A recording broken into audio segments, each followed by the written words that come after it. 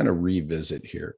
I mean, you guys know that I like to talk the front desk. You guys know that it's all about the front desk in my world. And I would argue that I've proven many times over that it really is about the front desk. Your patient success, your business success, the research shows it, the data shows it, the business shows it, outcome shows it. I don't know what else we need to see to start to incorporate more of this team alliance approach and understanding the roles of all of our team members to leverage all of the roles of our team members to practice, right? I love this. PTs always, right, want the ability to practice at the top of their license. And then you hire front desk people, give them a list of tasks at $10 an hour. And then when you overwhelm them and they don't know how to manage all this stuff properly, you fire them. So I would argue that we've got to practice what we preach and allow all of our team members to function at the top of their level. And I've said this before, it never ceases to amaze me when I show up in clinics and I'm told, well, I'm not quite sure about this team. I don't know who's in the right seat. 80% of the time during the training, during the conversations, they all know what needs to be done. Nobody has ever asked them. Nobody's ever empowered them. And they're so busy doing tasks every day that they are not given the opportunity to function at the top of their abilities. And then because we, the business owner, we, the clinic managers, we, the front desk managers, don't understand this patient's journey within our business and what the bigger goals are that we're working towards, and that our front desk team members, as well as all of our team members, should be moving towards, that we then complain about people's ability to get their job done when actually it's on us. And you guys have heard that theme forever. I've never met a bad front desk person. I've met people that were hired for the wrong role. That's back on the business. I've met people that weren't trained properly. That's back on the business. I've met people that weren't made aware of the patient's journey and their role in patients getting better, right? That's on us. So I've never met a bad front desk person. I've only met people that were hired poorly. So this front desk team, I mean, what's really important here and what we need to understand is the multiple roles that this front desk team plays, right? This front desk team members play on the overall team. So remember, we're working towards one common goal. Everybody in the room, we're working towards patient success. And patient success is 10 different boxes. 10 boxes need to be checked. If someone is going to move through their journey in a business I'm in or in a business I work in, there are 10 boxes that need to be checked. And the 10 boxes, not equally, but definitely correlate with different steps in their journey. So of course, the more boxes we have checked, the deeper they're going into their journey. And the more boxes we have checked, the better we understand and are managing someone through their journey. This is so important. Yeah, this is so important. And here, I'm going to stand up right now and go, I came to this realization totally backwards and from the middle. So I'm just telling you now, in all my reflection, so much of what I share is you guys don't need to take 12, 15 years to figure out where I got to. Let me help you, tell you where you need to be today, and you guys can start doing the work, right? You guys make your own mistakes, but don't make mine. So if I understand that here's the take home. If I understand the patient's journey within my business, then I can create the check boxes for patient success at every phase. We could even say every step of that journey. If you do that, if you just look at their journey in your business and what success looks like at each phase, you understand, holy crimes, these front desk team members play different roles. It's not the junk drawer of the business. I need different skill sets. I need to quit hiring customer service people at the front desk. I need salespeople, I need customer service people, and I need admin type people, back of office people. So once you map out your patient's journey, once you understand the check boxes to patient success, then you can start to hire properly, right? Back to the beginning. Then you can hire for the right fit. You can hire for the right role. Then you don't have a catch-all front desk. I need a front desk admin person for my business. There's no freaking such thing. 99% of the job postings out there are general front desk posting, where it's like everything they would have to do. And then you get pissed when they can't do all that shit. And you're asking someone with different skill sets and different attributes to do all this shit, all the tasks. shared the story multiple times. Such a talent in business. Show me your front desk tasks. And they're just, the list is a mile long. And it's the way they keep the front desk busy. And once you realize this, you will see, again, there are 3 roles of your front desk. There is the voice of the company. And that's the one I reference in the write-up for this. That's the salesperson. That's the first touch point. That's the contact person. That's the person who is responsible for arrive and pay. Their accountabilities are all around arrive and pay. I've yet to meet a front desk team setup. They're out there. Don't get me wrong. I've yet to meet a practice that's got this dialed in. All your front desk people do not all have the same accountabilities. That's mistake number 1. That says you don't understand the 3 roles of the front desk. Arrive and pay is the voice of the company. They own the relationship from first contact. That could be a phone call. That could be a web form. That could be they clicked on a Facebook ad. That could be whatever. That could be they walk in and say they want to get scheduled. They own that relationship from first contact until arrival. So everything that needs to happen from first contact to arrival goes through them. It's their responsibility. It's their accountability. They may ask other people. So follow along here, seriously. They may ask other people on the front desk team, right? Other team members to help out, the admin people, right? I need benefit checks. I need authorizations done, right? Right. And how we connect these two and the way they communicate as someone's moving through their journey, right? I guarantee you, a couple big 2 to 3 of the patient success boxes are about people knowing their cost and then people paying their final bill. The voice of the company needs to communicate and have a relationship with the admin part of the company. And they also need to have a open line of communication for that third person, right? Which is more that customer service retention person in the business. And so the 3 roles, and in the order they appear, shall we say, in this patient's success journey, is the voice of the company, the admin, because they get involved and they have to do their job, their tasks for someone to be successful, to arrive and pay. And then once they arrive and pay, it's the face of the company, the retention person, the customer service person, right? They're responsible for collecting copays. They're responsible for maybe making sure authorizations are caught up. They're responsible for assisting the PTs who now own the relationship, right? They don't own the relationship here. The provider owns a relationship after arrival. The retention person plays a support role. Yet during that first phase, the voice of the company owns the relationship. The retention person might manage cancels and reschedules. They manage collecting copays and payments. They do all those things, right? So the point of this write-up, the reason to go back to this today was this whole thing around, relationships. I'm listening to more and more calls every week. It's my favorite thing to do. If anybody listening to this right now wants me to listen to some of their intake calls this week, reach out to me, comment below, message me. I'll listen and I'll give you feedback, right? So I'm working with a lot of different groups right now, listening to a lot of different calls.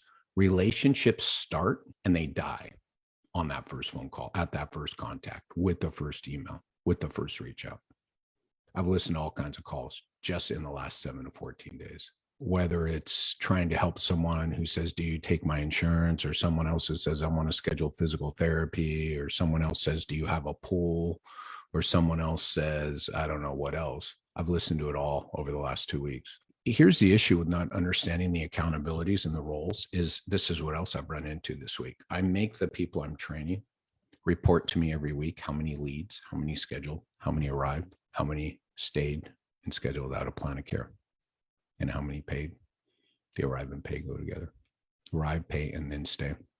I make people give me their numbers, and they give me their numbers, and then I follow up with the owners. And here's what happens, right? Is because the owners don't understand, the clinic manager, the front desk manager, the owners don't understand, there's no accountability around leads. And I've run into this too often, too much, right? Well, we had 50 new patients and we had 50 leads. I'm like, no, you didn't. You had more leads. And so these relationships that go to die at the front desk are probably biggest issue with most businesses. These are the people that with a trained voice of the company, with someone who understands the sales process that needs to happen, would engage these people and make sure that they understand the value of what they would receive at your clinic.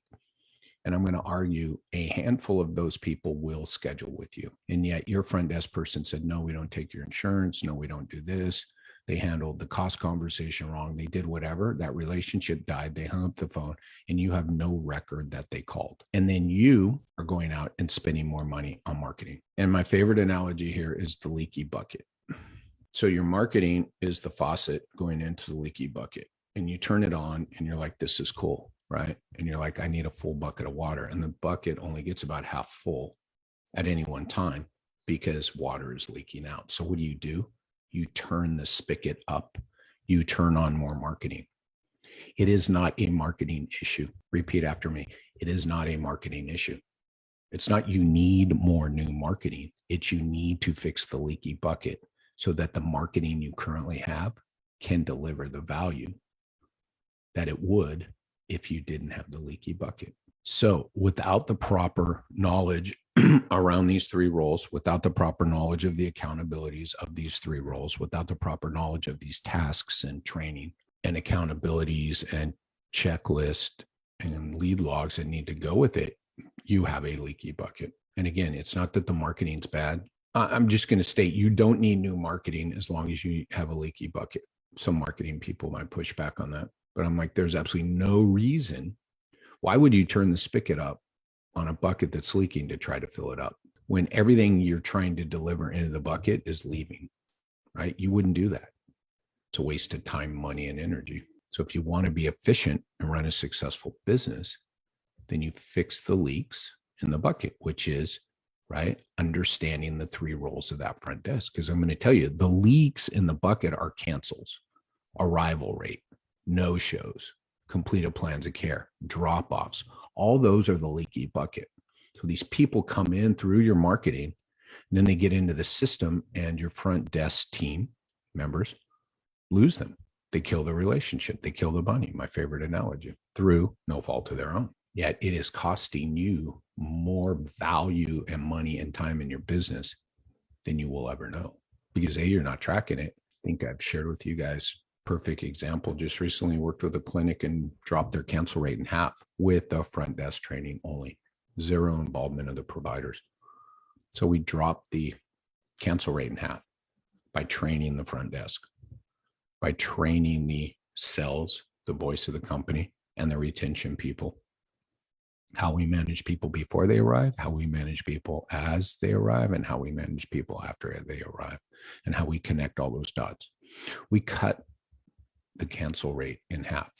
No new marketing, no new services, no new products, no new hires, no nothing other than we change the conversation and put in accountabilities and responsibilities for these team members that aligned with fixing a leaky bucket. They put on average, I'm just going to lowball, $10,000 more a month on the bottom line. That's the profit line through no new services, no new products, no new hires, no new nothing. So again, they were leaking. So the leaky bucket, when we talk about all that, is leaking money, right? The marketing is to put people into your funnel, into your business who need your help and will pay your bills. So when these people leak out, they are literally people in your community that aren't helped and the money they brought with them. So we put $10,000 more. So we put 50% more people on the schedule. We put $10,000 more a month into their bank account, which equated to over $100,000 a year by fixing the leaky bucket. Now turn the fucking marketing up. Now hire your new PTs.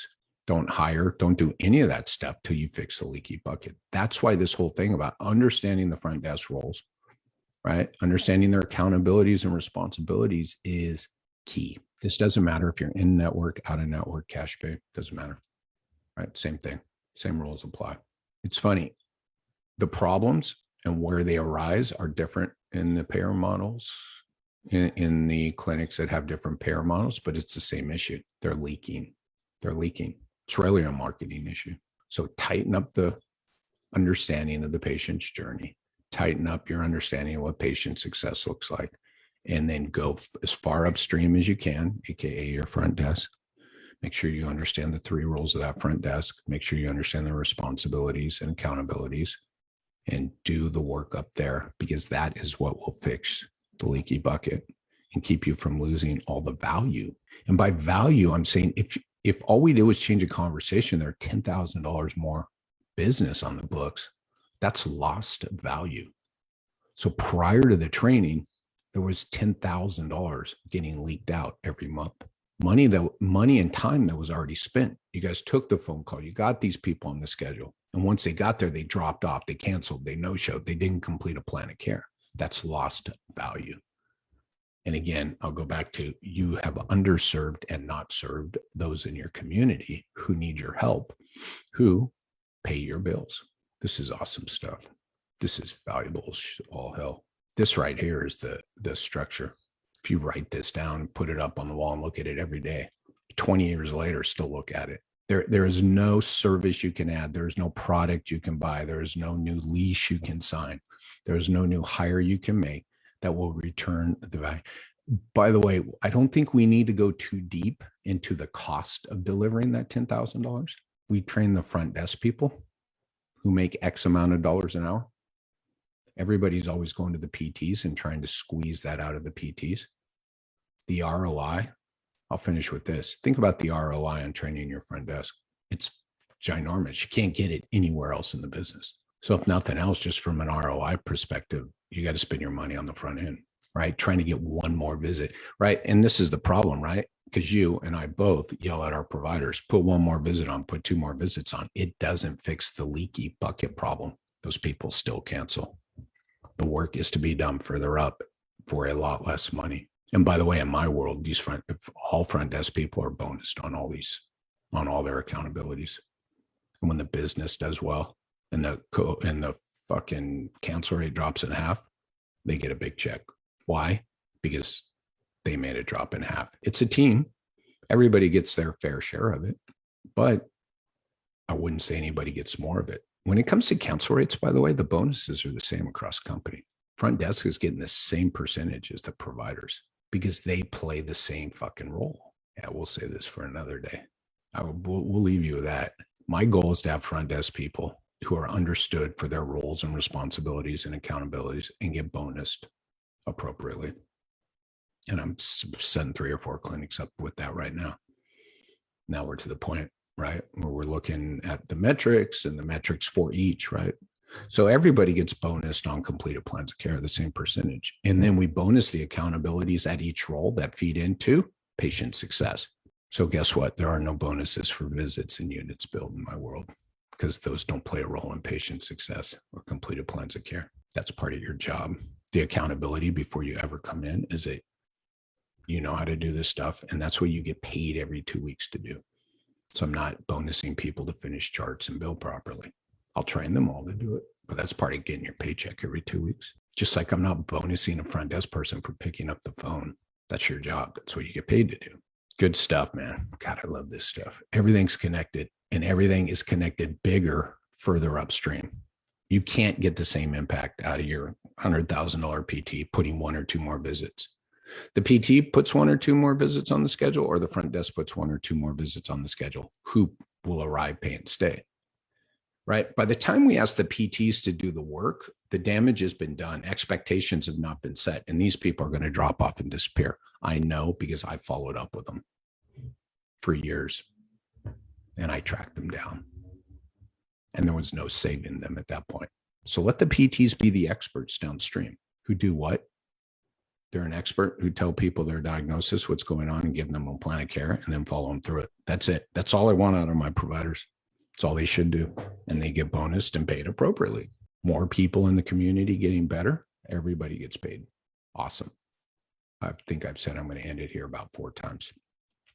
If you want to talk about any of this stuff, if you want to know how I can help you with this front end stuff, just message me here or message me privately. And I'm happy to jump on a 30-minute call with you and hear what your problems you're looking to solve and see if I can help you. Okay. And I appreciate your time and energy for coming here. Welcome to the land of your first place San Francisco Giants in May, no less. Giants already have more wins than I'd hope for all season. So it's baseball season, my friends. So that was straight place strategic. By the way, there is my birthday SF Giants hat right there. And then that was placed strategically before I sat down to record this. All right. Cheers all.